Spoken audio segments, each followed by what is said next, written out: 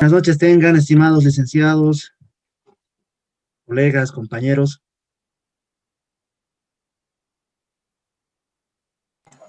Buenas noches, licenciado. ¿Cómo están? ¿Cómo están? Bueno, empezamos con el módulo, ¿no? Bueno, el módulo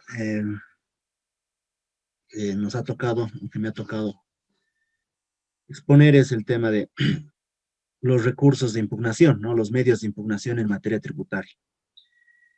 Bueno, ya nos conocemos en realidad, ¿no? Ya hemos pasado una clase anterior, entonces no veo la necesidad de que nos vayamos a presentar. Sin embargo, quisiera, antes de que se conecte que nos acompañe Karen, quisiera explicar un poco el contexto de lo que vamos a avanzar y a qué se refiere este módulo, qué es lo que vamos a ver y dónde vamos a incidir, ¿no? Porque los medios de impugnación en materia tributaria, bueno, pues son diversos, ¿no? Y van a depender mucho de cuál llegue a ser la actuación por parte de la administración pública. ¿No? Ya hablamos, nos podemos referir de la administración tributaria por un lado o también por el órgano legislativo, ¿no? Entonces, una contextualización de los medios de impugnación la podemos dividir en tres partes, ¿no? Em, Impugnaciones de los actos administrativos emitidos de carácter particular, ¿no? La administración tributaria manifiesta su voluntad a través de actos administrativos, ¿no? Y los actos administrativos, de acuerdo a la ley de procedimiento administrativo, pueden ser de carácter particular o de carácter general, ¿no? Y estos actos administrativos crean, modifican o extinguen diferentes tipos de situaciones jurídicas, ¿no? Tienen validez, obviamente, a partir de la notificación, ¿no? Ese es podríamos decir, un concepto o una definición de la ley 2341 que tendremos que aplicarla, tenemos que conocerla. ¿Por qué? Porque el derecho tributario deviene de un tronco o de una rama del derecho que es el derecho administrativo, ¿no? Entonces, las normas del derecho administrativo se aplican al derecho tributario, ¿no? Es más, el Código Tributario establece, ¿no? Ante los vacíos normativos, se puede aplicar los principios y las normas del procedimiento administrativo. Y en el Código Tributario no tenemos un concepto o los elementos del acto administrativo, esto nos tenemos que remitir a la ley de procedimiento administrativo. Entonces, tenemos por un lado actos administrativos de carácter particular, ¿no? Que van a ir dirigidos a un contribuyente o a un administrado en específico. Para este tipo de actos administrativos tenemos unos medios de impugnación específicos que el contribuyente podría activar, ¿no? Por otro lado, tenemos los actos administrativos de carácter general, que van a ser normas tributarias, ¿no? Cuando hablamos de normas, nos referimos a las leyes tributarias y de acuerdo al esquema, ¿no? De acuerdo al sistema normativo que tenemos, que tiene como columna vertebral o como núcleo la Constitución Política del Estado, ¿no? ¿Pero a qué nos referimos? Tenemos leyes tributarias, ¿no? Tributos que se crean a través de leyes, y también tenemos normas de menor jerarquía a las leyes, ¿no? Como decretos supremos y como normativas reglamentarias. Entonces, este tipo de normas, o este tipo de normas son de alcance general, para la generalidad de las personas o contribuyentes. Entonces, también existe un medio de impugnación para este tipo de normas en materia tributaria. Ahora bien, tenemos impugnación de tributos específicos, ¿no? Impugnación de tributos. Ya hablamos de los recursos contra tributos, un medio constitucional de defensa de los intereses del contribuyente cuando la ley, el tributo creado a través de una ley vulnera algún principio constitucional de la tributación. Entonces, tenemos este esquema en materia tributaria y lo que vamos a revisar nosotros dentro de este módulo, vamos a ver lo que generalmente se aplica, ¿no? Lo que generalmente eh, sucede, ¿no? Lo que es más común y que también lo que nos interesa, que son los medios de impugnación de actos administrativos de carácter particular. No nos vamos a detener en los actos administrativos o las impugnaciones de actos administrativos o de normas tributarias y tampoco en impugnación de tributos, ¿no? Que son excepcionales, pero que se aplican, sí se aplican, ¿no? Y hay diferentes tipos de sentencias constitucionales que han declarado la inconstitucionalidad de tributos o han declarado, por otro lado, la inconstitucionalidad de normas relativas a materia tributaria. ¿no? Pero ¿dónde nos detenemos nosotros en este módulo? ¿Qué es lo que vamos a ver? ¿Qué es lo que vamos a ver a detalle? Bueno, muchos puntos a detalle van a ser los recursos de alzada o recurso de alzada, el recurso jerárquico, la demanda contenciosa administrativa, que es diferente a la demanda contencioso tributaria, y vamos a contextualizar lo que es la acción de amparo constitucional, ¿no? Muy bien. Denme un minutito, por favor, les pido. Tengo un asunto pendiente. Un minutito, por favor, enseguida vengo.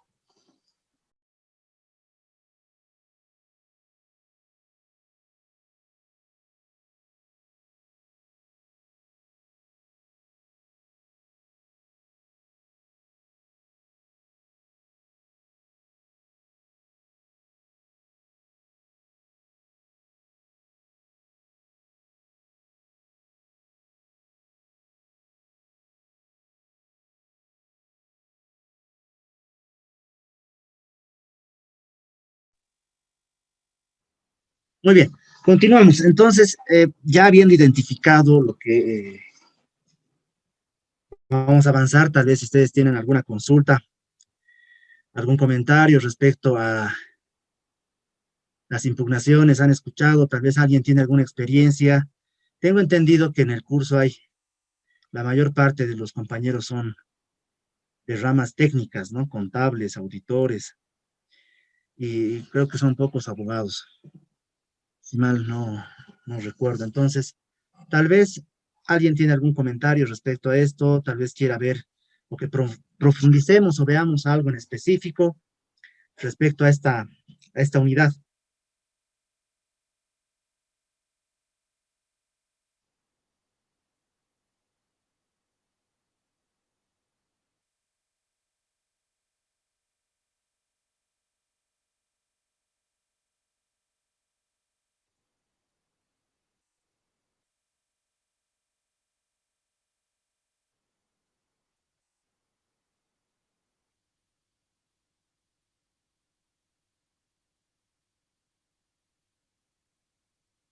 Nadie. Bueno, en cualquier momento, entonces, pueden hacer uso de la palabra, hacer cualquier tipo de consulta, comentario. En un momento también vamos a ver la forma de evaluación que se ha programado para...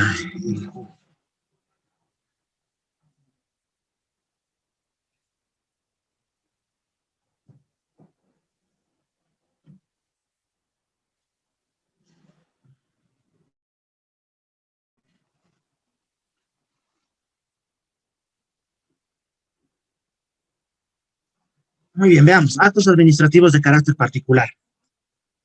Entonces, la administración tributaria, habíamos visto que tiene diferente tipo de facultades, los contribuyentes tienen diferente tipo de obligaciones, ¿no? El núcleo del sistema tributario básicamente radica en lo que son los tributos, ¿no? Los tributos como obligaciones que el contribuyente debe cumplir, ¿no? Que el Estado impone para cumplir determinados fines, ¿no? Que tiene el Estado, prestar servicios públicos. Ahora bien, tenemos un concepto de obligaciones, ¿no? O una clasificación, perdón, de obligaciones, obligaciones materiales, obligaciones formales. Las obligaciones materiales, la obligación que tiene el contribuyente de pagar, ¿no? El tributo, pero siempre y cuando haya perfeccionado o materializado el hecho generador de algún tributo, ¿no? Por otro lado, tenemos lo que son las obligaciones formales, ¿no? Que son diferentes tipos de obligaciones que están vinculadas a la información y documentación que el contribuyente tiene que presentar de acuerdo a la normativa reglamentaria, y esta información y documentación es útil para que el contribuyente, por un lado, y también la administración tributaria puedan cuantificar cuánto es lo que tiene que pagar el contribuyente, ¿no? La administración, por su parte, tiene facultades para poder comprobar, verificar que el contribuyente esté cumpliendo correctamente con sus obligaciones tributarias. Entonces, como tiene esta facultad, la administración tributaria, el incumplimiento de las obligaciones va a generar diferente tipo de consecuencias jurídicas, ¿no? Por un lado tenemos el procedimiento sancionador y por otro lado el supuesto incumplimiento de una norma, porque la administración tributaria para iniciar un procedimiento de determinación debe tener algún tipo de indicio ¿no? Va a llevar a cabo un procedimiento de determinación de la deuda, ¿no? Una investigación para verificar que el contribuyente ha cumplido o no ha cumplido. Entonces, podemos ver el tema central de los actos administrativos van a ir dirigidos, por un lado, a la determinación de la deuda, lo que son las resoluciones determinativas, el procedimiento de determinación, orden de verificación, vista de cargos, resolución determinativa, y podemos ver el procedimiento sancionador, auto inicial de sumario, auto de multa, acta de infracción y posterior resolución sancionatoria, ¿no? Entonces, estos son actos administrativos particulares que van dirigidos al contribuyente, ¿no? A un contribuyente específico, pero bueno, la idea acá es que la administración tributaria en ejercicio de sus facultades podría cometer excesos, ¿no? O podría cometer algún tipo de abuso, ¿no? Respecto a sus facultades. Entonces, el contribuyente tiene previsto en la normativa, ¿no? Los medios correspondientes para hacer valer sus derechos o intereses legítimos, ¿no? La principal fuente o los principales actos de impugnación van a ser esos, ¿no? Los que determinen deuda o sanción.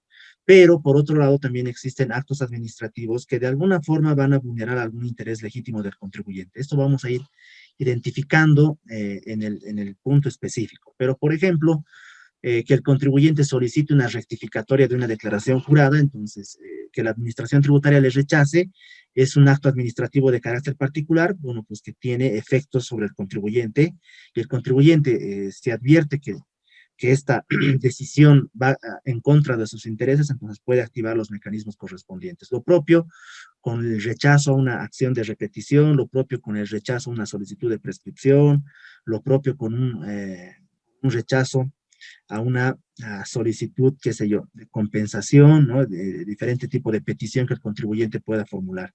Entonces, ante estos actos administrativos, la ley 2492 ha establecido básicamente una forma de impugnación, ¿no? Y eso también lo vamos a aclarar. La ley 2492 establece una forma de impugnación que va a ser el recurso de alzada y recurso jerárquico, ¿no? Esa es la hermenéutica de impugnaciones dentro del Código Tributario actual.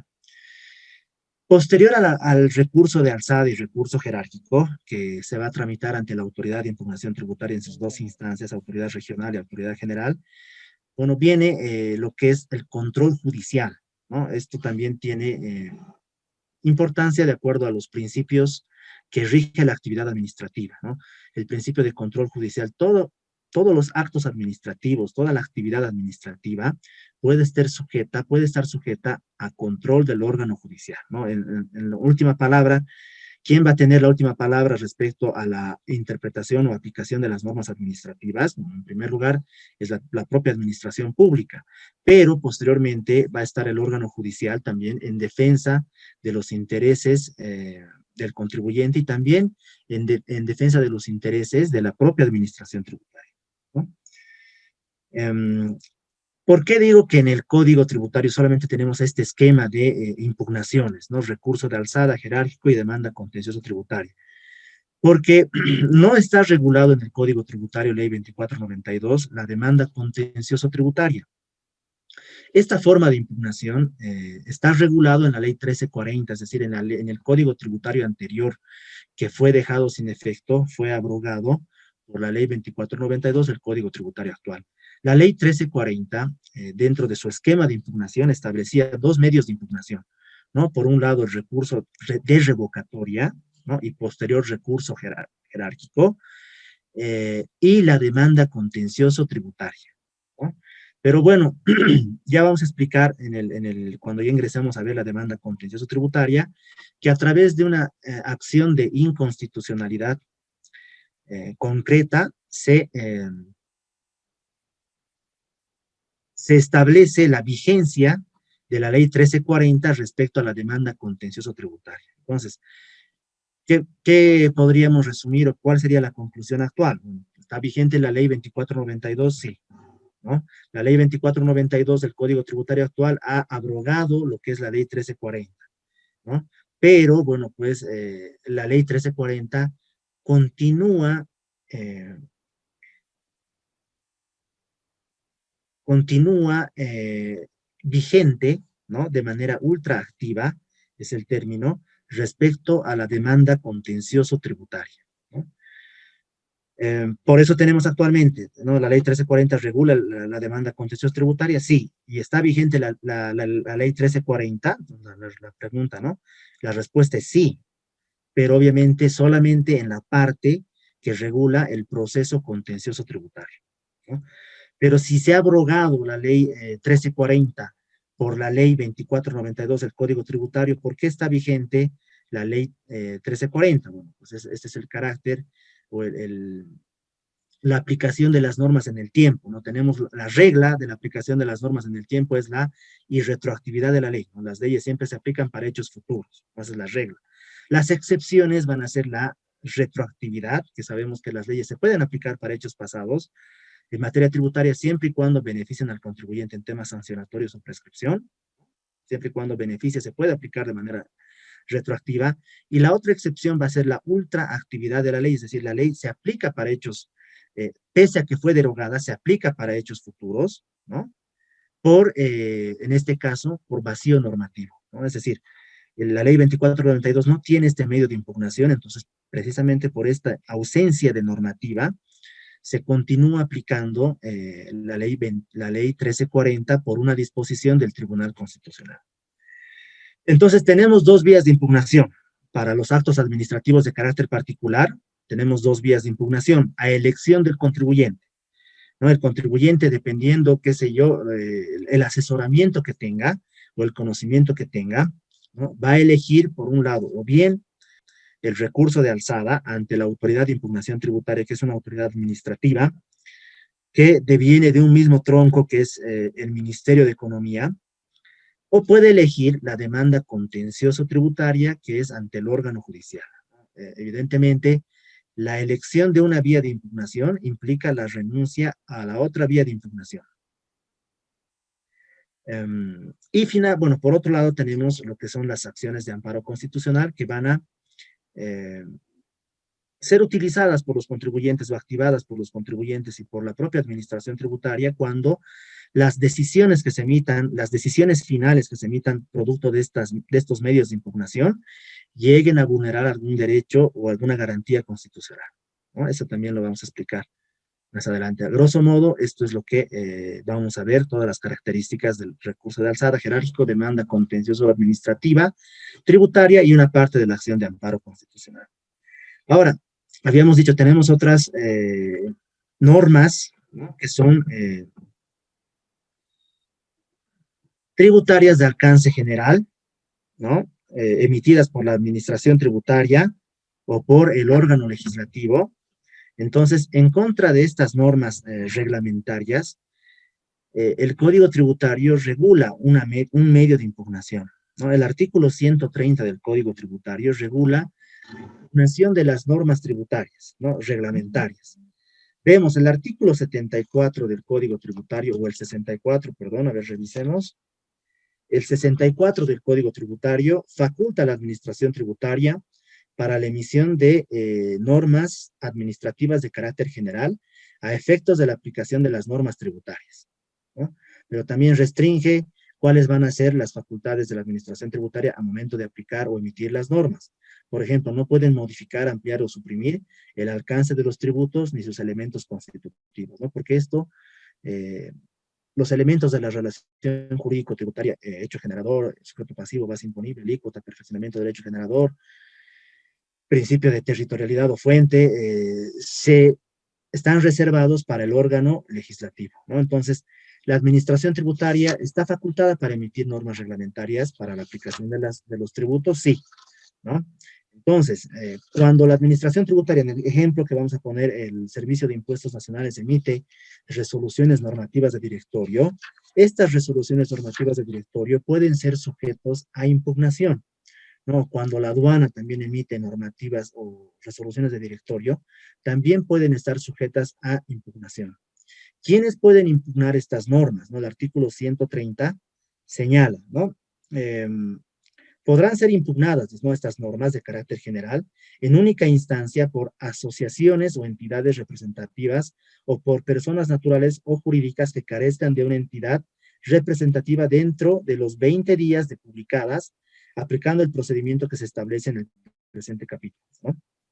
20 días tiene la asociación, una persona jurídica, en todo caso los colegios, ¿no? Generalmente, por un lado, el colegio de contadores revisa, el colegio de auditores revisa que tiene más interés en este tipo de, de rama del conocimiento, del ejercicio de una profesión, revisa las normativas tributarias reglamentarias y verifica que estas normativas no estén en contra de leyes o normativa de mayor jerarquía, ¿no? O que no vulneren algún interés del contribuyente a momento de su aplicación. Entonces, también la Cámara de Comercio, la Cámara de, qué sé yo, de exportadores, cualquier asociación tiene facultad o legitimidad para poder impugnar estas normas, ¿no? Y también dice personas naturales y jurídicas. El plazo para impugnar, bueno, van a ser 20 días, ¿no? Entonces, ¿quién va a conocer? ¿Ante quién tienen que impugnar? ¿No? La pregunta es ante el Ministerio de Economía, ¿no? Ante el Ministerio de Economía se debe presentar la nota que impugne la normativa, la resolución normativa de directorio, ¿no? Y explicando las razones por las cuales se considera que esa normativa vulnera, qué sé yo, alguna normativa superior, alguna normativa de mayor rango, o que tal vez es contradictoria o que tal vez perjudique algún interés legítimo del contribuyente, ¿no? De los contribuyentes. El Ministerio de Economía va a resolver en un plazo de 40 días, dice, ¿no? El parágrafo cuarto, ¿no? La autoridad que conozca de la impugnación deberá pronunciarse dentro de los 40 días computables a partir de la presentación. La falta de pronunciamiento dentro del término equivale a silencio administrativo negativo. ¿Qué entendemos por silencio? Ya, Karen dice 8:59 me conecto, dice. Muy bien. ¿Qué entendemos por silencio administrativo negativo? Bueno, la ley de procedimiento administrativo regula las relaciones que existen entre el administrado, ¿no? Y la administración y la entidad pública. Y ahora bien, también regula el ejercicio de un derecho que es importante, que es el derecho a la petición, que podemos realizar cualquier persona ante la administración pública, ¿no? En términos generales, en términos particulares, el contribuyente ante la administración tributaria. Entonces, la ley de procedimiento administrativo señala que ante la solicitud que efectúe el administrado, la administración pública tiene el plazo de 6 meses para responder, ¿no? Y en el caso de que no responda en el plazo de 6 meses, se considera que se aplica el silencio administrativo negativo, es decir, se estaría rechazando la solicitud del contribuyente o del administrado, ¿no? Pese a que no existe una respuesta física. Entonces, el silencio administrativo negativo lo que hace es resguardar el derecho a la petición que tiene el administrado y también, ¿en qué sentido? En que pueda obtener una respuesta pronta y oportuna, ¿no? Y ante el silencio o ante la falta de respuesta objetiva por parte de la administración, en el plazo de 6 meses, se entiende que la misma ha sido rechazada, ¿no? Entonces, si ha sido rechazado, ¿qué es lo que viene en materia del procedimiento administrativo? La interposición del recurso de revocatoria, ¿no? Pero en el caso de normas de impugnación de normas tributarias, lo que se entiende es simplemente que se ha rechazado la solicitud, ¿no? La impugnación por parte del colegio, la entidad, la asociación, el que haya impugnado la normativa reglamentaria, y ahí se agota lo que es el procedimiento administrativo. Entonces, si se agota lo que es el procedimiento administrativo, eh, ante la falta de respuesta, aplicando el silencio administrativo negativo, entonces corresponde la aplicación de la demanda contenciosa administrativa. ¿Por qué? Nuevamente, aplicamos la lógica del principio de control judicial, ¿no? Toda la actividad administrativa del órgano ejecutivo, no hablamos del Ministerio de Economía, el Servicio de Impuestos, Aduana, está sujeto a control judicial, ¿no? En última instancia, ¿quién va a defender los derechos o intereses del contribuyente, legítimos del contribuyente? Pues va a ser el órgano judicial, ¿no? Va a ser el que tiene la última palabra. ¿Por qué? Porque todas las resoluciones que emite el Servicio de Impuestos, todas las resoluciones que emita la Autoridad de Impugnación Tributaria, todas las resoluciones que emita el Ministerio de Economía, van a ser sujetos a un control por parte del órgano judicial, ¿no? Muy bien. Pero bueno, veamos, terminemos de ver esta parte de impugnación. El parágrafo sexto señala del artículo 130, la resolución que declare probada la impugnación, dice, ¿no? Surtirá efectos para todos los sujetos pasivos y terceros responsables alcanzados por dichas normas desde la fecha de su notificación o publicación, ¿no? Si revisamos la página del Servicio de Impuestos Nacionales, vamos a hay una pestaña, un icono, una opción para ver normativa tributaria, ¿no? Y podemos ver las resoluciones normativas de directorio. Algunas de las resoluciones normativas de directorio fueron impugnadas, ¿no? Por el Colegio de Contadores y otras entidades. Y también se tiene la resolución por parte del Ministerio de Economía, que en algunas ocasiones también da la razón a la asociación y modifica o deja sin efecto parte de la normativa tributaria, ¿no? Pero esto no significa que la normativa tributaria reglamentaria, si en el caso de que no haya sido impugnada, posteriormente se tenga que cumplir sí o sí, ¿no? ¿Por qué sucede esto? Porque si tenemos una normativa reglamentaria que vulnera algún interés legítimo del contribuyente o que es contrario a alguna disposición normativa superior, o tal vez incluso es contraria a la propia Constitución Política del Estado, al momento de la aplicación se puede solicitar, ¿no? Que se aplique la norma superior, una ley, ¿no? O tal vez un decreto supremo, o en todo caso que se aplique lo que es la propia Constitución Política del Estado. Ahora bien sabemos que las resoluciones normativas de directorio se van modificando, ¿no? Con el tiempo, es decir, la propia administración tributaria puede advertir que la normativa que emite, qué sé yo, vulnera los intereses legítimos del contribuyente, no resulta aplicable para la gestión de tributos, ¿no? O resulta más perjudicial para la gestión de tributos. Por ejemplo, el sistema de facturación electrónica, ¿no? Que se tenía que poner en vigencia, que se ha emitido una normativa que establecía un plazo para que se ponga en vigencia, luego se ha modificado la propia resolución normativa de directorio del sistema de facturación electrónica, y finalmente se dejó sin efecto y continuamos con el sistema de facturación eh, actual, ¿no? La virtual. Entonces, la propia administración tributaria podría verificar y corregir lo que es su propia normativa, ¿no?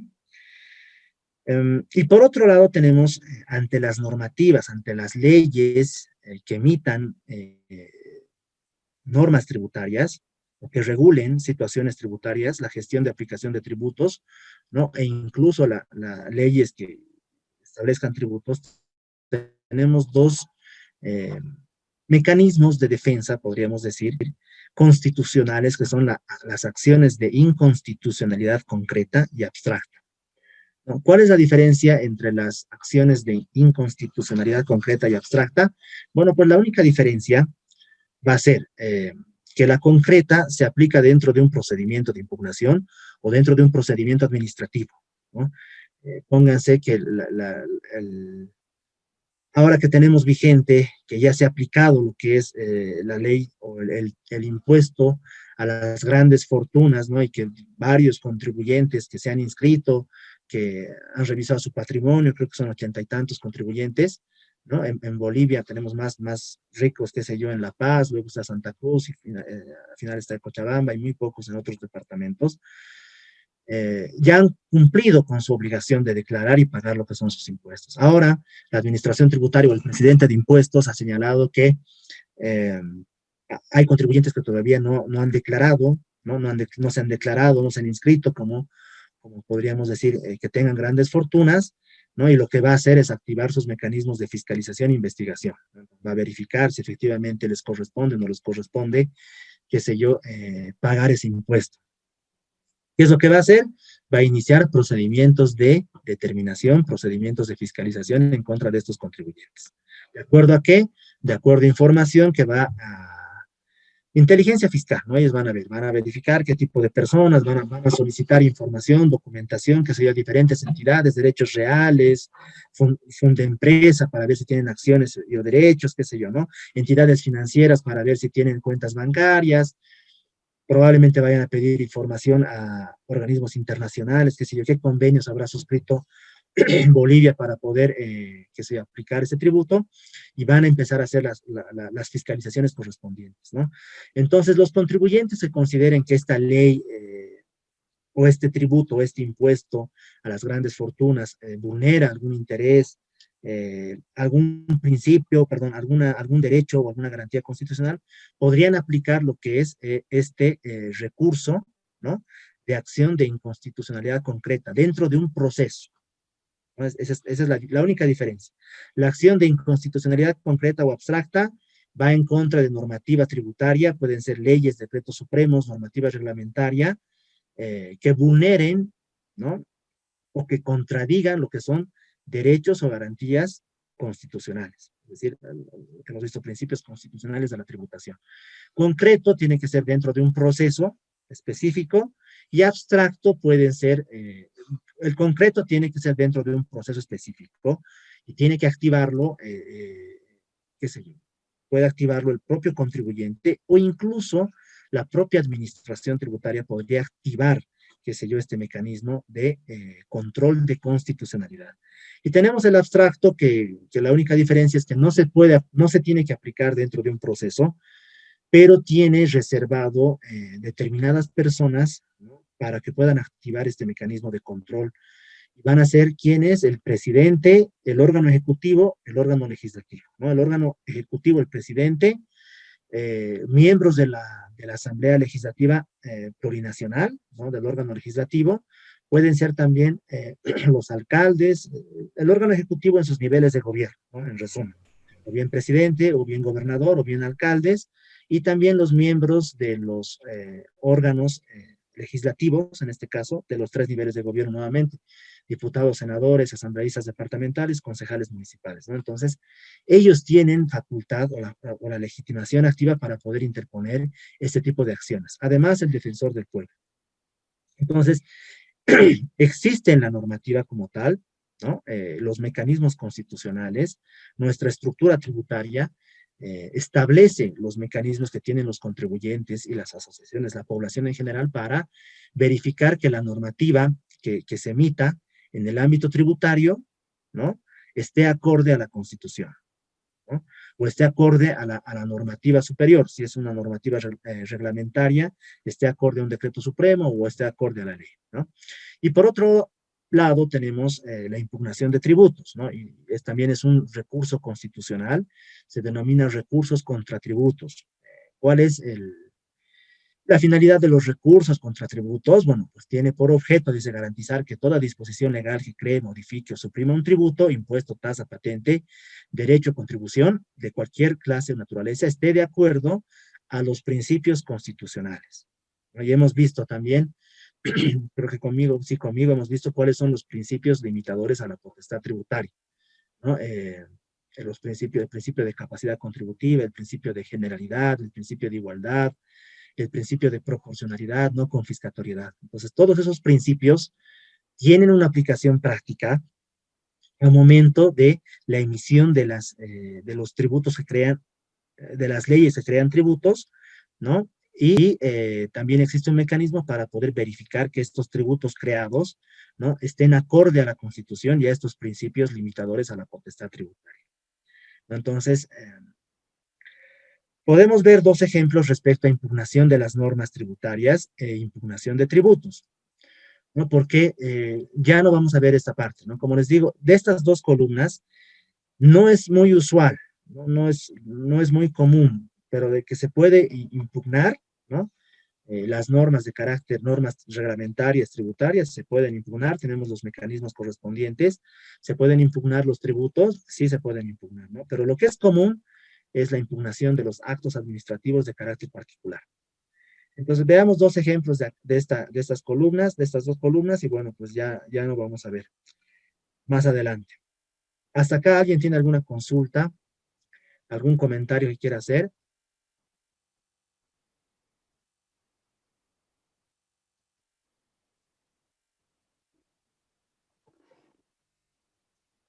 Se está entendiendo, ¿verdad?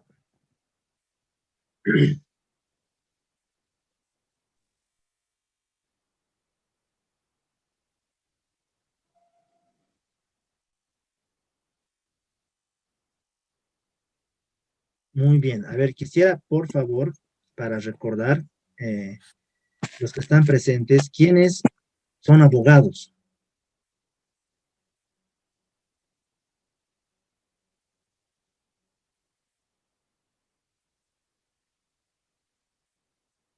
No tenemos ningún abogado.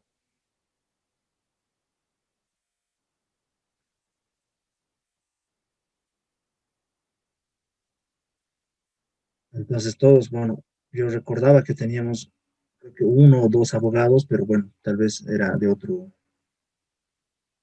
modo.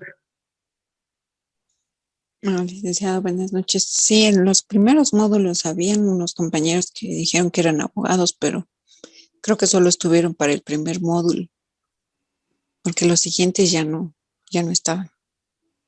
Ah, ya, bueno. Entonces, debo asumir que todos son de ramas técnicas, ¿no? Contables, auditores, contadores, ingenieros, tal vez. Muy bien, continuemos. Si no hay consultas respecto a esto, continuemos. Antes de ingresar a ver a esta columna, no, perdón, teníamos que ver dos ejemplos, ¿verdad? Dos ejemplos de recursos o de impugnaciones. Vamos a pasar a otra diapositiva y les voy a comentar dos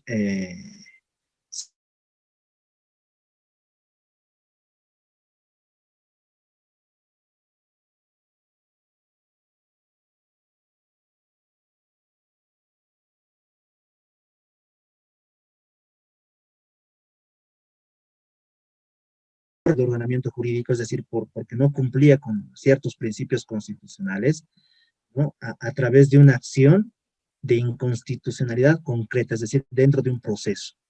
Una empresa que fue fiscalizada, una empresa de juegos fiscalizada en Santa Cruz, ¿no? La administración tributaria, la gerencia Graco Santa Cruz, si no me equivoco, emitió una resolución determinativa a un contribuyente que le estableció determinada deuda en aplicación de una ley, la ley la ley de juegos, ¿no?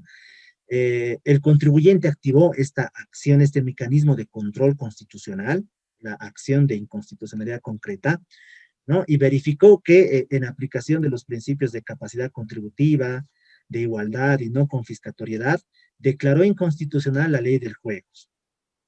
¿Por qué? ¿No?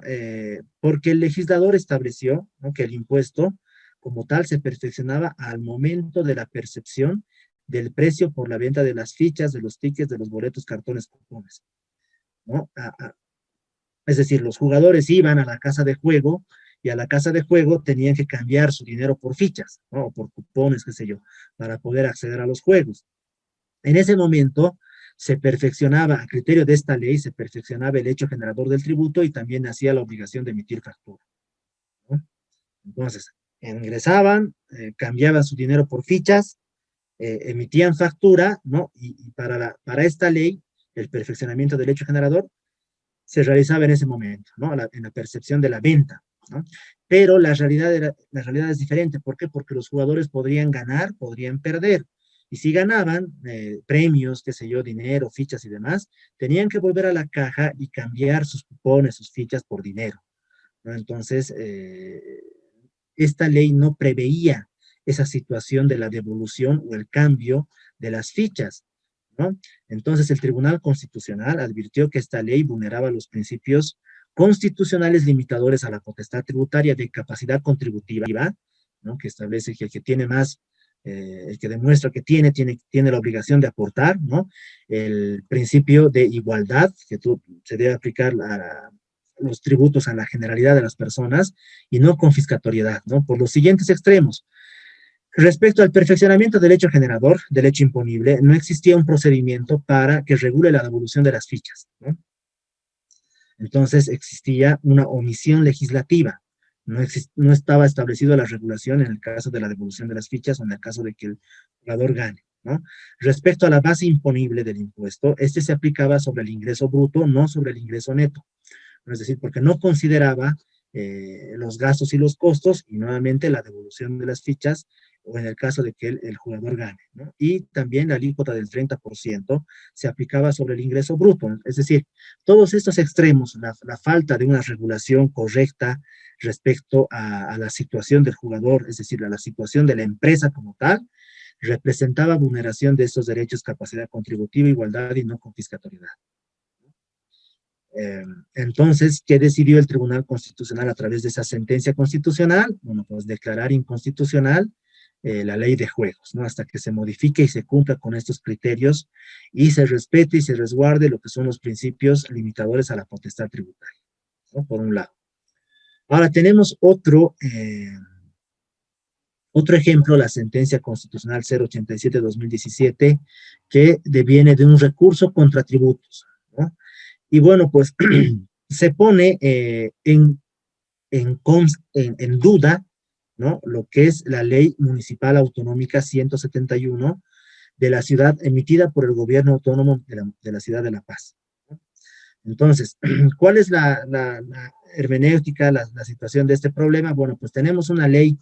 Bueno, para empezar, Bolivia es un estado, se rige en un estado autonómico, ¿no? Bolivia tiene el tipo de estado autonómico, que tiene la posibilidad de elegir sus propias autoridades. Cada entidad territorial autónoma puede elegir sus propias autoridades, sus propios órganos legislativos, puede emitir sus propias leyes, administra sus propios recursos y también tiene competencias para determinados impuestos, ¿no? Tiene potestad tributaria a cada nivel de gobierno central, departamental y municipal para determinados impuestos. La ley 154 de 14 de julio de 2011 establece cuáles son las facultades y competencias que tiene cada nivel de gobierno respecto a los impuestos, ¿no? Respecto a los tributos, hablamos específicamente de impuestos, ¿no?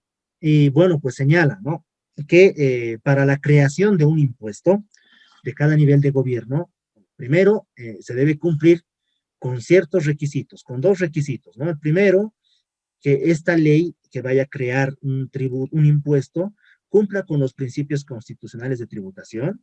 Y segundo, deba tener o deba contar con la estructura de la relación jurídico-tributaria, es decir, deba tener un hecho generador, sujeto pasivo, base imponible, alícuota, perfeccionamiento del hecho generador, principio de territorialidad o fuente, ¿no? Y también tiene que existir o debe cumplirse o debe revisarse esta ley por parte de la autoridad fiscal, en este caso el Ministerio de Economía. El Ministerio de Economía va a verificar que esta ley, que este proyecto de ley emitido por los municipios o por los gobiernos departamentales cumplan con estos requisitos, ¿no? Entonces, la ley 171 del 2016 establecía lo que son el impuesto municipal a la propiedad de vehículos automotores, el impuesto municipal a la propiedad de bienes inmuebles, ¿no? El Ministerio de Economía ha revisado el proyecto de ley municipal, ¿no? Y ha establecido que la base imponible del impuesto municipal a la propiedad de vehículos automotores era muy elevado, ¿no? Y la escala impositiva del impuesto municipal a la propiedad de bienes inmuebles, perdón, vulneraban algunos principios constitucionales. En resumen, el Ministerio de Economía ha observado, ¿no?, los requisitos del cumplimiento para la emisión de la ley municipal tributaria. Entonces, se ha observado. Entonces, si se ha observado, lo que correspondía era que el municipio corrija las observaciones y nuevamente remita al Ministerio de Economía para que éste revise, ¿no?, si se ha cumplido o no, se ha subsanado o no con las observaciones. Ahora bien, el gobierno autónomo municipal de La Paz hizo caso omiso de las observaciones emitidas por la autoridad fiscal, por el Ministerio de Economía, y ha promulgado la ley, ¿no? Entonces, ante la vulneración del procedimiento establecido en la ley 154 para la emisión de la ley, ¿no?, que implícitamente ya había revisado si cumplía o no con los principios constitucionales de tributación, se activó lo que es el recurso contra tributos, ¿no?, y se declaró la inconstitucionalidad de la ley por incumplir con el procedimiento legal establecido, ¿no? Esto ya es más de forma, ¿no? Este ejemplo ya es más de forma por el incumplimiento al procedimiento establecido en la ley 154 para la creación de un tributo por parte de una entidad territorial autónoma. Y el otro ejemplo era más de contenido, más de fondo, ¿no? La ley de juegos, en la acción de inconstitucionalidad concreta dentro de un procedimiento de determinación, se ha activado este mecanismo por parte del contribuyente al observarse que se vulneraban los principios de capacidad contributiva, igualdad y no confiscatoriedad. ¿Por qué? Porque no consideraban que el jugador, si bien, digamos, se perfeccionaba el hecho generador al momento del canje de las fichas, bueno, no consideraba que, que se podían devolver esas fichas, se podían cobrar lo que son los premios y demás, ¿no? Entonces, existía una vulneración evidente de estos principios constitucionales de la tributación, ¿no? Entonces, con estos ejemplos, bueno, tenemos, ¿no? Tenemos, sinceramente, no muchos respecto a tributos, ¿no? La creación de tributos. Lo que tenemos más son acciones de inconstitucionalidad respecto a leyes de gestión de tributos, ¿no? Ya vamos a ver también más adelante esto de la gestión de tributos. Pero bueno, esto quería explicarles y bueno, pues si no hay consultas, comentarios, vamos a continuar con las diapositivas. Vemos la importancia de la jurisprudencia en los medios de información, ¿no? Es importante la jurisprudencia para los medios de defensa del contribuyente en materia tributaria, sí. Sí es importante, ¿no? Y primero empecemos a ver qué se entiende por jurisprudencia, ¿no? Jurisprudencia es el conjunto de fallos que tienen, conjunto de fallos emitidos por nuestras altas autoridades o altos tribunales de justicia, ¿no? Que van a resolver una controversia de manera uniforme, ¿no? Es básicamente ese el concepto. Tenemos diferentes, en este caso, tenemos diferentes autoridades que pueden emitir jurisprudencia, ¿no? Por un lado está el Tribunal Constitucional, emite jurisprudencia, sí. Es un tribunal, alto tribunal, un tribunal de cierre, es decir, que ¿qué se entiende por tribunal de cierre? Es decir, que en contra de sus decisiones, sus resoluciones, ¿existe algún medio de impugnación? O sea, ¿se puede revisar esa decisión? Y la respuesta es no, por eso es un tribunal de cierre, ¿no? Esa es su interpretación, su decisión es la última palabra, ¿no? Tenemos por un lado el Tribunal Constitucional, ¿no? Pero el Tribunal Constitucional tiene por finalidad ser el máximo guardián de la Constitución, ¿no? El máximo intérprete de la Constitución es el Tribunal Constitucional, ¿no? Y el Tribunal Constitucional en los fallos que emite, en las sentencias constitucionales que emite, ¿no? También crea jurisprudencia, ¿no? Crea jurisprudencia. Y por otro lado tenemos otra autoridad que es el Tribunal Supremo de Justicia, que es el máximo intérprete, pero también interpreta la Constitución y aplica la Constitución, pero el que tiene la última palabra respecto a la interpretación de la Constitución es el Tribunal Constitucional. El Tribunal Supremo de Justicia también es un tribunal de cierre porque en contra de sus decisiones no existen recursos ulteriores, pero lo que va a interpretar son normas infraconstitucionales, es decir, que están por debajo de la Constitución. Hablemos de las leyes, decretos supremos y normativas reglamentarias, ¿no? Entonces, tenemos dos órganos del Estado, ¿no? Que van a emitir jurisprudencia. Por un lado, el Tribunal Supremo y por otro lado, el Tribunal Constitucional, ¿no? Ahora, haciendo una diferenciación respecto al Tribunal Supremo y Tribunal Constitucional, el Tribunal Constitucional se va a encargar de verificar que las situaciones, las controversias se hayan resuelto en apego al resguardo de los derechos y garantías establecidos en la Constitución. Esa es su función, básicamente, ¿no? Verificar que las sentencias del Tribunal Supremo, resoluciones del Tribunal, de la Autoridad de Impugnación Tributaria, decisiones o actos administrativos en alguna ocasión del Servicio de Impuesto Aduana, qué sé yo, no vulneren principios o derechos constitucionales. Y también se va a encargar de verificar que los tributos como tal, no, o las leyes de carácter de gestión de tributos, no, por ejemplo, el Código Tributario y otras leyes que se vayan a promulgar, no vulneren principios, derechos y garantías constitucionales también, ¿no? Es decir, que no contradigan la Constitución.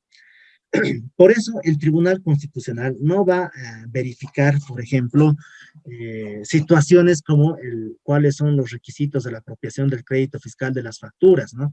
Porque esas son situaciones muy concretas o específicas que va a revisar el Tribunal Supremo de Justicia. El Tribunal Supremo de Justicia ya puede verificar lo que es la interpretación de las normas, resoluciones normativas de directorio, decretos supremos y leyes, la ley 843, la ley 2492.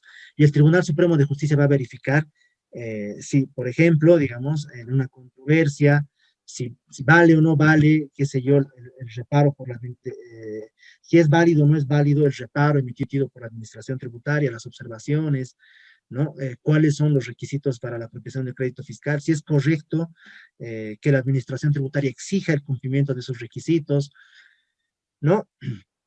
De eso se va a encargar el Tribunal Supremo, va a aplicar y va a verificar la controversia de las normas a hechos concretos, ¿no? En la aplicación de las normas nuevamente. Entonces tenemos dos tribunales, el Tribunal Constitucional y el Tribunal Supremo de Justicia, que emiten jurisprudencia, pero cada tribunal emite jurisprudencia de acuerdo a las competencias que tiene, ¿ya? Ahora, hablemos de los efectos de la jurisprudencia para el Tribunal Supremo de Justicia, ¿no? El Tribunal Supremo de Justicia o la jurisprudencia, que es el conjunto de fallos, ¿no? Dos o más fallos que emite un alto tribunal, un tribunal de cierres respecto a una problemática específica y la resuelve de similar forma, tiene dos efectos, un efecto, una vinculación vertical y una vinculación horizontal, ¿no? ¿A qué nos referimos con estos efectos vinculación vertical, vinculación horizontal? Bueno, la vinculación vertical significa, ¿no? El esquema del órgano judicial básicamente es, podríamos poner acá, para que se entienda esto acá, tenemos el Tribunal Supremo de Justicia. Después está el Tribunal Departamental. Están los jueces de primera instancia.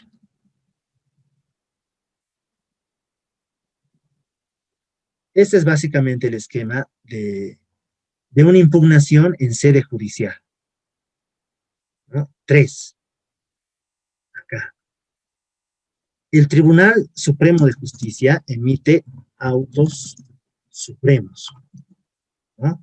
El Tribunal Departamental de Justicia emite autos de vista. Y el tribunal o los jueces de primera instancia emiten sentencias, ¿no? Ese es el esquema. En todas las materias, en todas las ramas del derecho, en derecho penal, civil, familiar, laboral, tenemos este esquema. Tributario, lo propio. Un tribunal supremo, un tribunal departamental, ¿no? Y los jueces de primera instancia. Ahora,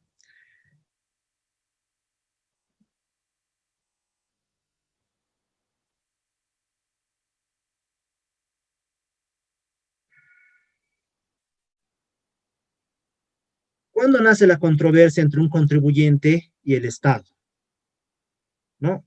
La controversia radica básicamente en la aplicación o interpretación de la norma, ¿no?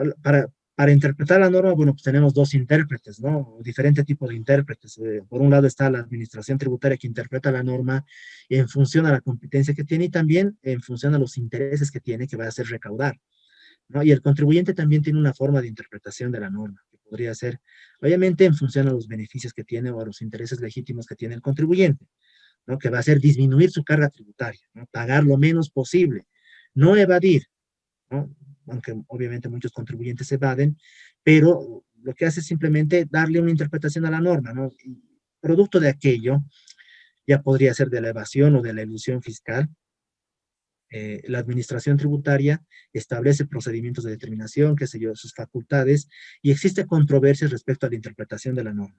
Y si existe controversia en la interpretación de la norma, bueno, pues no, se someten a un proceso, ¿no? Y lo que sucede acá es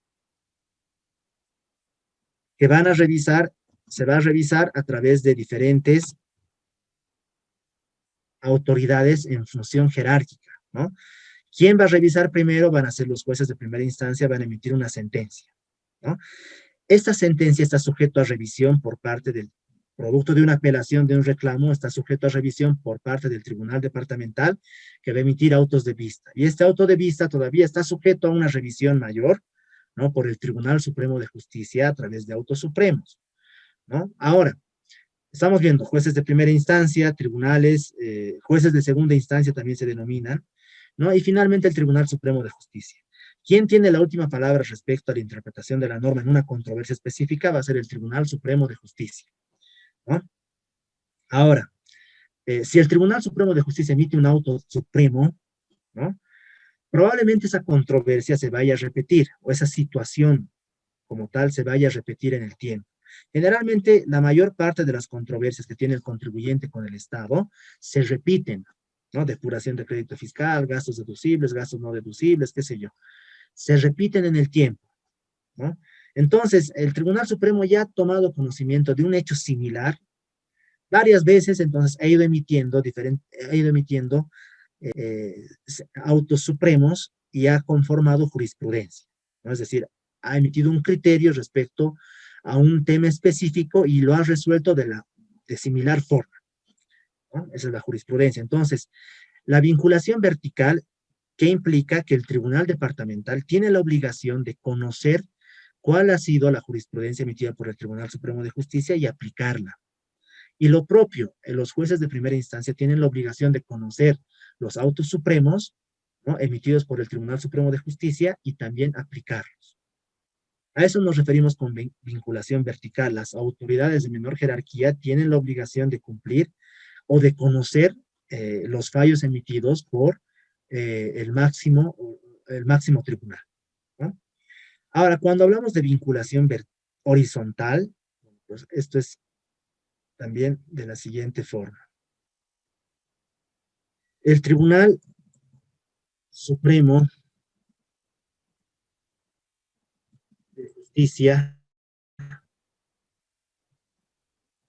está conformado por la Sala Social Primera y Sala Social Segunda. En el tiempo podría conformarse en las áreas, sala social tercera, cuarta, quinta. Sí, social, ¿por qué? Porque ve controversias específicas, qué sé yo, pueden ser coactivos fiscales, procesos tributarios, procesos laborales, ¿no? Hay salas civiles, hay salas penales también.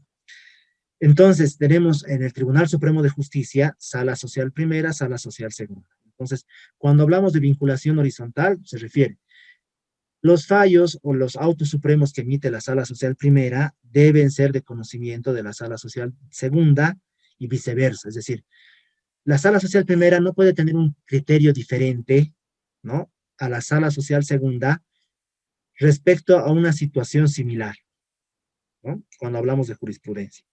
Si ya existe una jurisprudencia emitida o un criterio uniforme emitido por la sala social primera, entonces este criterio uniforme, que es jurisprudencia, debe ser de conocimiento y cumplimiento por la sala social segunda. La vinculación horizontal, vertical y horizontal, ¿no? Ahora, ¿cuál es el resguardo o cuál es el sostén o el eje, ¿no?, que va a resguardar o que va a poner de relieve, en énfasis, lo que es la jurisprudencia, ¿no? ¿Cuál es el sostén como tal? Va a ser el principio de igualdad o el derecho a la igualdad en su vertiente procesal, ¿no? ¿Por qué la jurisprudencia es importante? No, perdón, ¿cuál es el contenido de la jurisprudencia? ¿Cuál es su sostén? ¿Cuál es su justificación? Es el principio de igualdad, ¿no? ¿Y qué implica el principio de igualdad, ¿no? Ante una misma situación, una misma autoridad, ¿no?, no puede tener criterios diferentes. Eso es básicamente, ¿no? Y nuevamente les repito, las controversias en materia tributaria se repiten en el tiempo, ¿no? Se van reiterando, se van reiterando. Entonces las autoridades ya tienen un criterio, ¿no?, de resolución de esa controversia. Entonces, si una persona ya ha pasado por esa situación y el Tribunal Supremo ya ha resuelto esa controversia de determinada forma, bajo el principio de igualdad en su vertiente procesal, entonces los siguientes procesos deben resolverse de la misma forma, ¿no? No podría para una misma situación el Tribunal Supremo de Justicia emitir un criterio A, para otros un criterio B y para otros un criterio C, ¿no? Se estaría vulnerando. En el caso de que se dé esta situación, y se da esta situación en el ámbito real, ¿no?, se estaría vulnerando lo que es el principio o el derecho a la igualdad en su vertiente procesal, ¿no? Ahora, la importancia, veamos esta otra sentencia constitucional. La facultad que tiene el Tribunal Constitucional y el Tribunal Supremo de Justicia de unificar la jurisprudencia, ¿no? Es decir, unificar sus criterios de interpretación de las normas ante hechos similares, ¿no? E imposibilidad de que un mismo órgano pueda modificar arbitrariamente el sentido de sus decisiones en casos sustancialmente iguales. No es básicamente eso. O sea, ¿se puede modificar? Sí se puede modificar, pero no se puede modificar arbitrariamente, ¿no? Ante hechos similares, bueno, pues el resultado también tiene que ser similar, ¿no? Y esto tiene que ver también con el principio de seguridad jurídica, es decir, todos conocemos cuáles son nuestros derechos y obligaciones. Por principio constitucional, nadie puede alegar desconocimiento de la ley, ¿no? Entonces, todos sabemos que si incumplimos una ley tenemos una consecuencia. Es decir, y bueno, pues también este principio de seguridad jurídica abarca diferentes ámbitos y en una controversia, ¿no? También sabemos cómo nos podría ir, ¿no? Si vamos a ganar, vamos a perder. ¿Por qué? Porque el Tribunal Supremo de Justicia con probabilidad ya ha resuelto un caso similar, ¿no? No, obviamente todos los casos están resueltos, porque hay diferentes situaciones que se generan en la aplicación de las normas. Como se van emitiendo bastante norma tributaria, entonces las controversias o las situaciones también se modifican, ¿no? Y hay ciertas particularidades para cada caso. Pero bueno, pues cuando una persona entra en una controversia, bueno, pues de acuerdo a la jurisprudencia o al estudio de jurisprudencia, ya sabe más o menos cómo le podría ir en una impugnación. Por lo menos, esa es la tarea que debemos realizar los abogados, ¿no? Y también, por otro lado, que debieran realizar las personas técnicos, contables, qué sé yo, que decidan especializarse en materia tributaria, ¿no? Conozco un docente que ustedes también lo deben conocer, que es Roberto Vizcafé, que maneja perfectamente lo que es la jurisprudencia, ¿no? Maneja muy bien lo que es jurisprudencia y en sus clases siempre cita uno que otro ejemplo, ¿no? De casos relevantes, ¿no? Y esto es importante. Veamos, importancia de la jurisprudencia, hemos visto esto. También hay formas de citar correctamente la jurisprudencia, sí, ¿no? Siempre se cita jurisprudencia que tenga analogía de los hechos, ¿no? Es decir, que sea similar al caso que se pretende resolver, ¿no? Cuando una persona pretende, cuando un contribuyente o el asesor del contribuyente pretende argumentar una interpretación de la norma, podría citar jurisprudencia, ¿no? Determinado artículo fue interpretado, fue resuelto, fue interpretado por el Tribunal Supremo de Justicia de esta forma en tal sentencia, no en tal sentencia constitucional, en tal sentencia emitida por el Tribunal Supremo. Debe tenerse el cuidado siempre de citar una jurisprudencia, una sentencia que tenga analogía en la relación de hechos fácticos. No va a ser idéntico los hechos, o sea, no va a ser idéntico el caso, ¿no? Pero debe existir cierta analogía, debe ser similar el caso. Nunca puede ser igual, ¿no? Pero puede ser similar. Y otro aspecto es que se cite siempre jurisprudencia que se encuentre en vigor, es decir, vigente. Y esto lo vamos a aclarar un poco más adelante. ¿Por qué? Porque la jurisprudencia no es eterna, ¿no? Es como las leyes tampoco son eternas en el tiempo, se pueden modificar por otras leyes, algunas leyes ya no son útiles para un determinado contexto social, entonces se van modificando en el tiempo, ¿no? La jurisprudencia lo propio, entonces el que vaya a citar jurisprudencia tiene que tener el cuidado de, por un lado, que los hechos sean análogos, ¿no? Al caso que se pretende utilizar, y por otro lado también que esa sentencia o esa jurisprudencia sea la actual, es decir, sea la que esté vigente. ¿Por qué? Porque pudo haber, pudo haberse modificado por jurisprudencia reciente, ¿no? Esto ya no es necesario.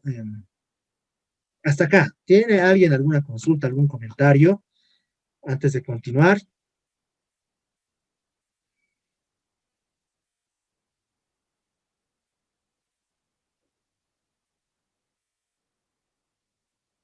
Nadie. Muy bien. Entonces, veamos el valor de los precedentes administrativos para la autoridad de impugnación tributaria.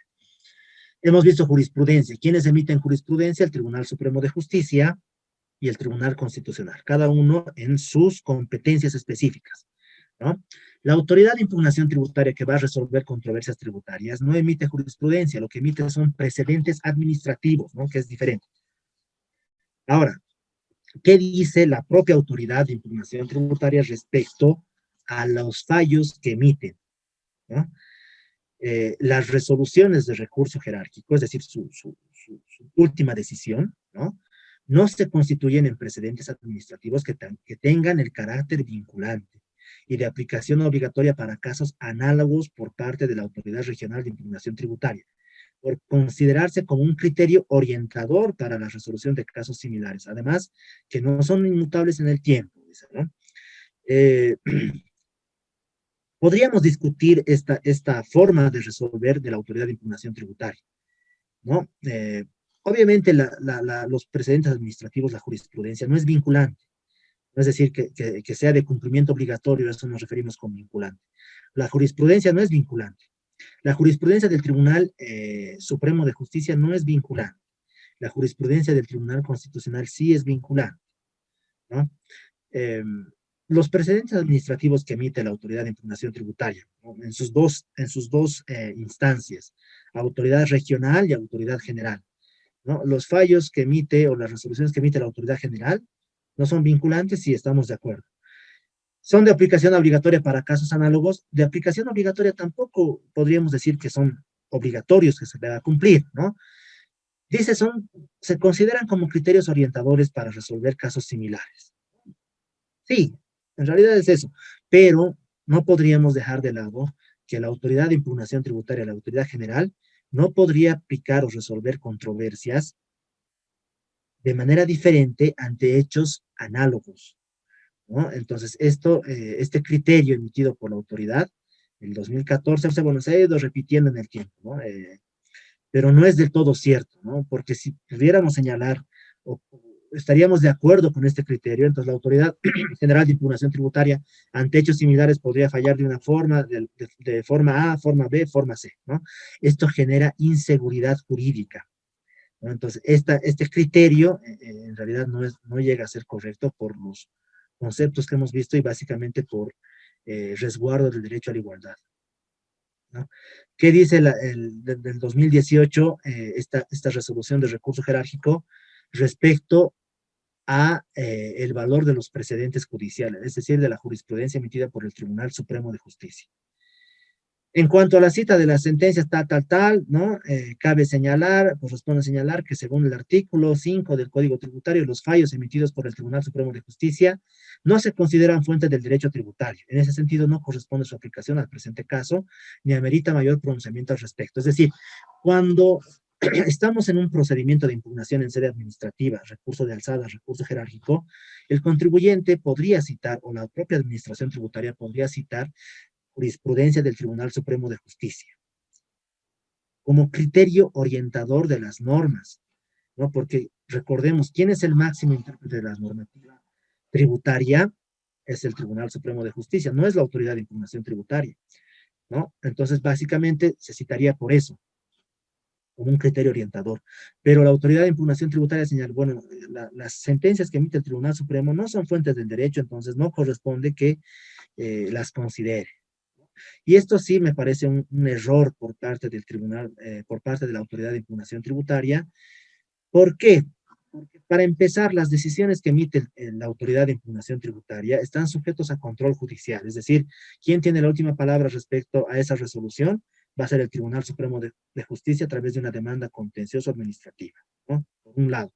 Por otro lado, la Autoridad de Impugnación Tributaria y el Tribunal Supremo de Justicia aplican la misma norma, ¿no? Aplican el mismo código y demás, entonces no podría haber criterios divergentes, por más que sean jurisdicciones diferentes, jurisdicción administrativa y jurisdicción judicial, pues no podría haber criterios diferentes. Esto nuevamente implicaría la vulneración del derecho a la igualdad en su vertiente procesal, ¿no?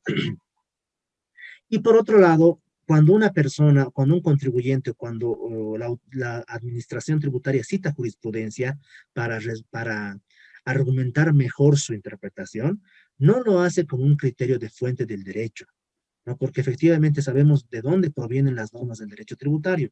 Las normas del derecho tributario provienen de la Constitución, de las leyes, de las normativas reglamentarias, ¿no? Pero cuando se cita jurisprudencia no se está aplicando, no se lo está citando como fuente del derecho, sino como un criterio de interpretación, perdón, de las normas, ¿no? Entonces, este criterio para mí, muy personalmente, es arbitrario, ¿no? Esa sentencia, bueno, pues la sentencia antes de pasar a ver cuántos más tenemos, bueno, estas dos más, ¿no? La sentencia 34 del 11 de mayo de 2016, emitida por la Sala Social Primera, ¿no? ¿Qué dice el Tribunal Supremo de Justicia respecto a sus propios precedentes, ¿no? Ahora bien, en nuestra legislación, el Tribunal Supremo uniforma la jurisprudencia a través de sus fallos, ¿no? Sin embargo, estos fallos, en razón a su naturaleza, no tienen carácter vinculante erga omnes, es decir, no son de cumplimiento obligatorio. Estamos de acuerdo. Lo que, sin embargo, no debe entenderse como una decisión sin valor, ¿no? Por cuanto supone un criterio jurídico que interpreta en última instancia una determinada norma que deberá ser observada por el mismo tribunal y los inferiores en grado, ¿no? Lo que hemos visto, vinculación horizontal, vinculación vertical. Asimismo, y toda vez que la fuerza de tal interpretación carece de la obligatoriedad que caracteriza una norma legal positiva, es posible que tal entendimiento pueda modificarse o modularse en razón y con base en fundamentos de mayor raigambre argumentativa en términos de razonabilidad y racionabilidad, y siendo así, es también perfectamente posible que los tribunales inferiores puedan resolver una causa apartándose de los mismos y justificando el porqué de la decisión. Del mismo modo, lo pueden considerar las instancias recursivas administrativas, como en el caso concreto. Es decir, la jurisprudencia es vinculante o no es vinculante, estamos de acuerdo, ¿no? Pero no es una decisión sin valor, ¿no? Es un criterio jurídico de interpretación, es un criterio orientador de las normas para inferiores en grado. Muy bien. La jurisprudencia, ¿no? Puede modificarse en el tiempo también. La jurisprudencia no es inmutable en el tiempo, se puede modificar. Ahora, los tribunales inferiores en jerarquía pueden apartarse de la jurisprudencia, sí pueden apartarse, pero tienen la obligación de fundamentar por qué se van a apartar de ese criterio orientador o orientador interpretativo de las normas, ¿no? Muy bien. Esta otra, la sentencia constitucional 566-2018 señala, ¿no? Por otro lado, cabe igualmente señalar respecto al valor de la jurisprudencia emitida por el Tribunal Supremo. Si bien las decisiones asumidas por autos y sentencias por el Tribunal Supremo de Justicia son precedentes judiciales que no se encuentran como fuente del derecho tributario, si efectivamente no son fuentes del derecho tributario, ese aspecto no limita su aplicación para las diferentes instancias respecto a los conflictos que se suscitan en las diferentes materias que les toca resolver, toda vez que se debe tomar en cuenta que la finalidad principal otorgada por la norma fundamental a dicho tribunal, por la Constitución, es la unificación de la jurisprudencia nacional con el único propósito de corregir la diversidad de interpretaciones del derecho, así como se operen correctivos a la diversidad de interpretaciones que se pudieran realizar y la transgresión en las que incurran contra la legislación, ¿no? Bajo esa interpretación, en el caso de análisis, no se puede soslayar el hecho de que, habiéndole otorgado a la norma fundamental la atribución a esa instancia de armonizar la jurisprudencia, los operadores actúen como si sus decisiones fueran aisladas, desconociendo los principios rectores y que informan nuestro ordenamiento jurídico y el andamiaje procesal, ¿no? Es decir, hay una obligación por parte del Tribunal Supremo de Justicia de otorgar a la población seguridad jurídica respecto a las decisiones que va a emitir, ¿no? Veamos algunos ejemplos respecto a la jurisprudencia y su importancia en el ámbito de impugnaciones tributarias, ¿no? Aspectos importantes de la jurisprudencia en los medios de impugnación. Cambios de línea jurisprudencial, modulación de las sentencias en el tiempo, ¿no?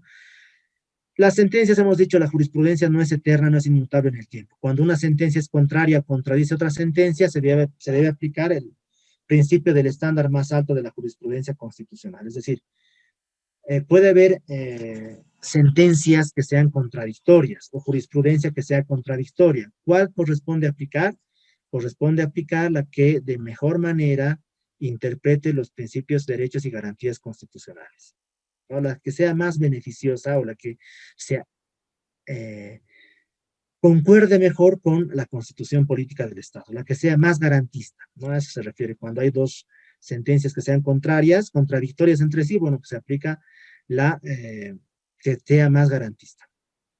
Prospectiva de la jurisprudencia o prospective overrule.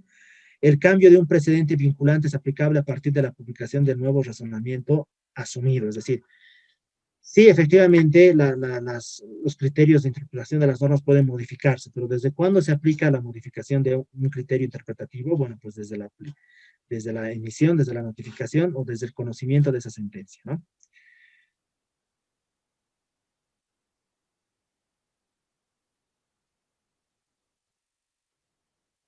Ya, veamos. Un ejemplo de cambio de línea jurisprudencial. Y acá vamos a hablar del tema de la prescripción, ¿no? Tenemos, por ejemplo, la ley 2492 establece cuáles son las causales de suspensión e interrupción de la prescripción en materia tributaria, ¿no? ¿Qué dice el artículo 50? Permítame leer, por favor, el artículo 59 o 60.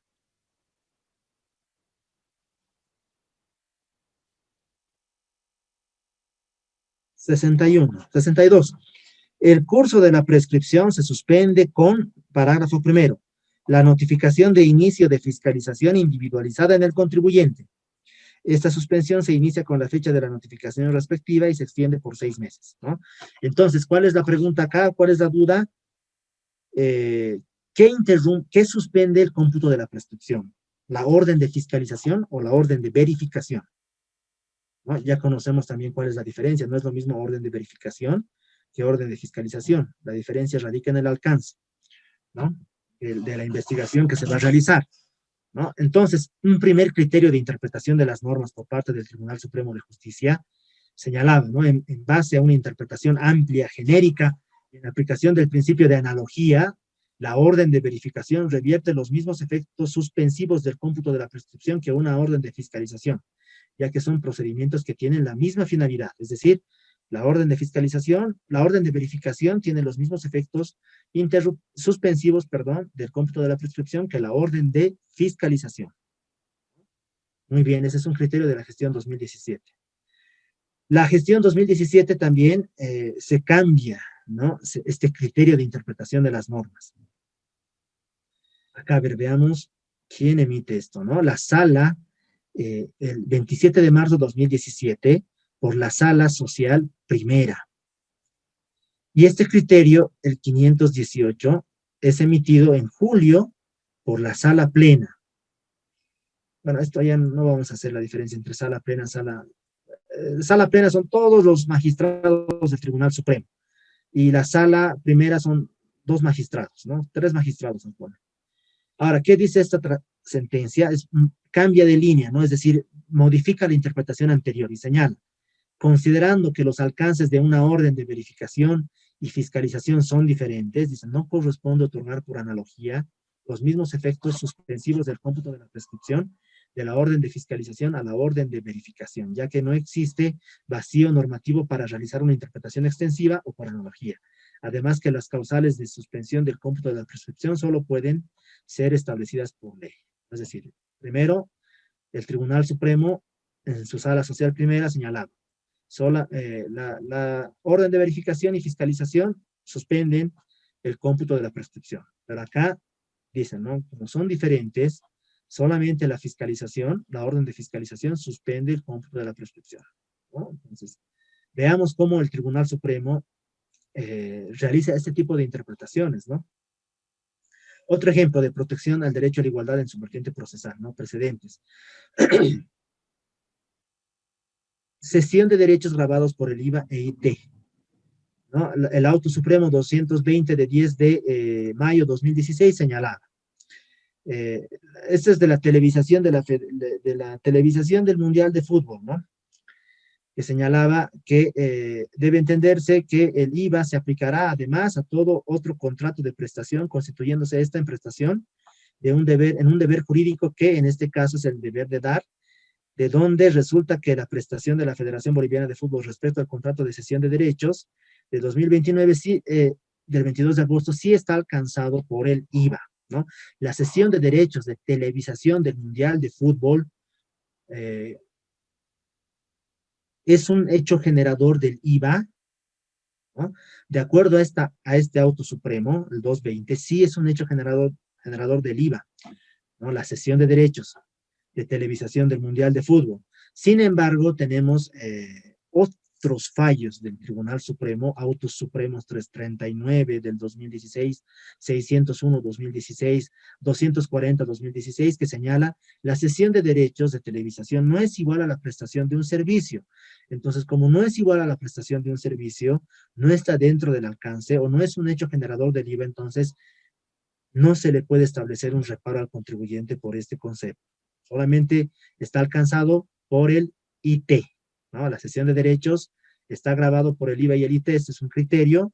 El otro criterio uniforme del Tribunal Supremo es la cesión de derechos está solamente alcanzado o grabado por el IT, ¿no? Entonces, ante estos criterios divergentes, en especial ante al Auto Supremo 220, ¿qué es lo que se hizo? Bueno, pues se interpuso una acción una acción constitucional por vulneración del derecho a la igualdad. ¿Por qué? Porque el Tribunal Supremo no puede emitir criterios diferentes ante hechos similares, lo que hemos dicho, ¿no? Entonces, este auto supremo debía considerar los autos supremos emitidos en esta otra columna. Y eso es lo que pasó, ¿no? La sentencia constitucional 259-2014 ha verificado y ha dicho, bueno, pues que hay un criterio divergente, no se está uniformando la jurisprudencia, se está vulnerando lo que es el principio o el derecho de igualdad en su vertiente procesal. Entonces se deja sin efecto este auto supremo para que el Tribunal Supremo de Justicia emita un nuevo auto supremo que considere toda la jurisprudencia emitida la jurisprudencia emitida por el Tribunal Supremo, y bueno, pues en el caso de decidir apartarse de esa decisión, pues tiene que justificar por qué, ¿no?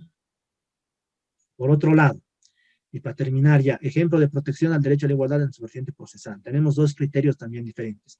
Exención del IT, batallón de seguridad privada, ¿no? Los ingresos por servicios de seguridad que presta el batallón de seguridad física privada dependiente del Comando General de la Policía Boliviana no son en beneficio de particulares, sino de la Policía Boliviana, por lo que, de acuerdo a lo estatuido por el artículo 76, inciso D de la ley 843, los ingresos por los servicios que presta esta entidad están exentas del pago del IT, ¿no? El batallón de seguridad privada de la Policía Boliviana que presta servicios, por ejemplo, a los bancos, entidades de educación, qué sé yo, ¿no? ¿Están alcanzados o no están alcanzados con el IT? ¿Están exentos o no están exentos con el IT? Bueno, pues hay dos criterios, ¿no? Uno que sí están exentos y otro que no están exentos. Ahora, el que dice que, el criterio de que no están exentos, bueno, pues son la sentencia 111-2016, la sentencia 104-2016, la sentencia 112-2016. Ante estas sentencias salió la sentencia 77-2017 que tenía un criterio diferente, ¿no? Entonces, nuevamente, se está vulnerando lo que es el propio Tribunal Supremo de Justicia, está vulnerando lo que es la vinculación horizontal, ¿no? Porque esta es la Sala Social Segunda, emitió este criterio desconociendo, perdón, los criterios de la Sala Social Primera, ¿no? Nuevamente, ¿qué se está haciendo? Se está vulnerando el derecho a la igualdad en su vertiente procesal, ¿no? Entonces, ¿qué corresponde? Bueno, pues corresponde que a través de una acción de amparo constitucional se corrija este extremo. Ahora, esto no significa, ¿no?, que el criterio, la jurisprudencia emitida por el Tribunal Supremo en estos fallos vaya a ser la vigente, ¿no? Probablemente se pueda cambiar de criterio, porque estamos hablando de la Policía Nacional, por más que preste servicios a un privado, todos los recursos que va a obtener no van a ser pues para los comandantes, ¿no? Ni para los propios policías, todo eso va, qué sé yo, para la institución y bueno, pues se administra conforme a los criterios de eficiencia y eficacia, qué sé yo, de acuerdo a los criterios de la administración pública, ¿no? Entonces, hasta acá nos ha explicado cuál es la importancia de la jurisprudencia y también qué es la jurisprudencia en los medios de impugnación tributaria, ¿no? Para los abogados es obligación, por lo menos para los abogados que pretendan asesorar correctamente a sus clientes, qué sé yo, asesorar correctamente a las instituciones donde trabajan, conocer jurisprudencia. Porque así adelantan criterios de interpretación, ¿no? Y también le podrían decir al cliente, bueno, pues tal vez podemos ganar porque estos criterios de interpretación hay probabilidades de éxito. Entonces, de momento nos vamos a quedar acá. Hay un comunicado que queremos lanzar con Karen, si es que no hay alguna consulta por parte de ustedes.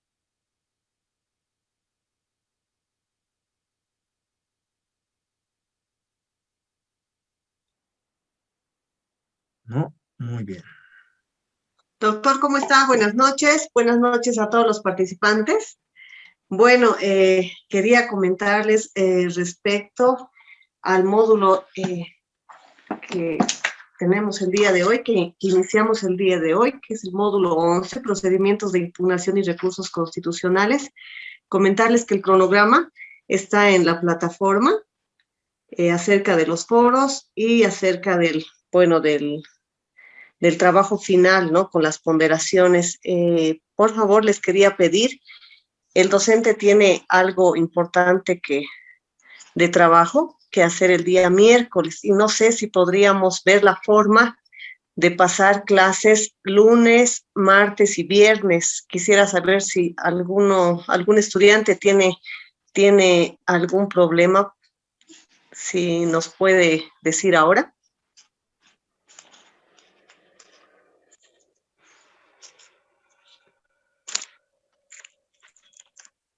Buenas noches, Karen. ¿Cómo está? Buenas No, noches. ¿Cuál es su nombre? Valeria Cristo. No tendría problema de pasar mañana. Ya está bien, gracias. ¿Alguna persona que tiene problemas los días martes, que se le cruza con otra actividad?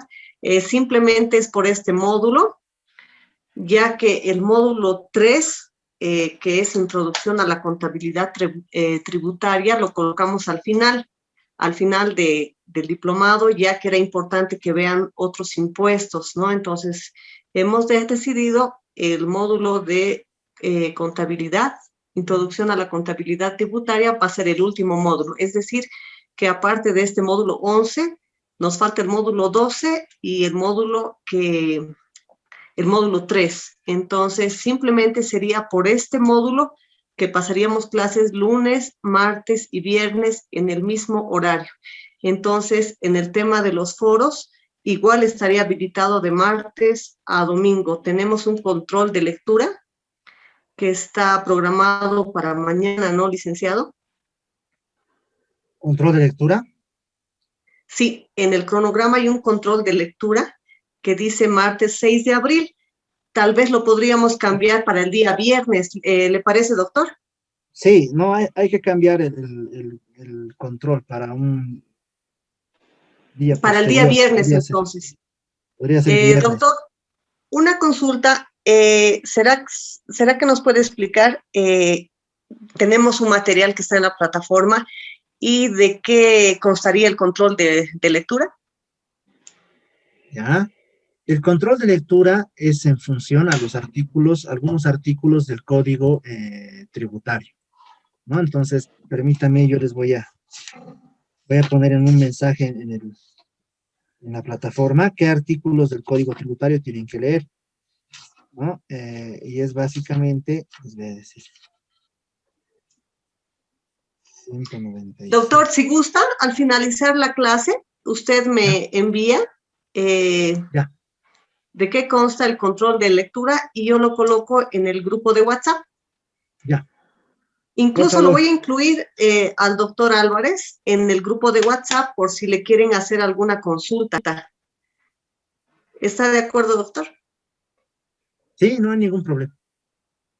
Ya, entonces estaríamos pasando clases lunes, martes y viernes en el mismo horario, ¿verdad, doctor? En las 2 semanas. Sí, por favor, les voy a pedir su comprensión, estimados colegas.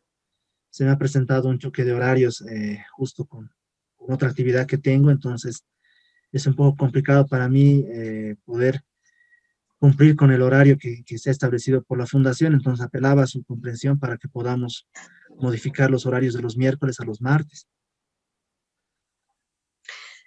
Por lo que veo, doctor, los estudiantes no tienen ninguna dificultad, entonces lo veo el día de mañana a las 7:30. Ya, muy bien. Antes de que nos despidamos, por favor, le voy a sacar una fotito a la pantalla por tema de control de asistencia. Muy bien, ya estamos entonces. Bueno, doctor, entonces espero el mensaje, entonces lo voy a agregar al grupo de WhatsApp y usted les envía el mensaje de que va a constar el control de